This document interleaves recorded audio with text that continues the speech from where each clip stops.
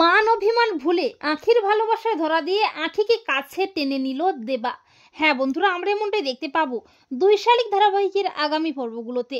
দেবা জানতে পারে সে যাকে ঝিলিক মনে করে বিয়ে করেছে সে আসলে ঝিলিক নয়, আঁখি। এমনকি সে তার শত্রু পিয়ারকের কাছেই বড় হয়েছে। আঁখির ওপর অভিমান হয় দেবার।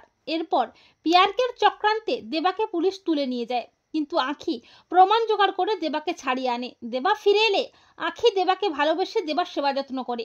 এমনকি আঁখি দেবার পছন্দ মতো সব রান্নাবান্নাও করে, দেবাকে ভালো রাখার চেষ্টাও করে। এমনকি নিজে না খেয়ে দেবাকে খাইয়ে দেয়।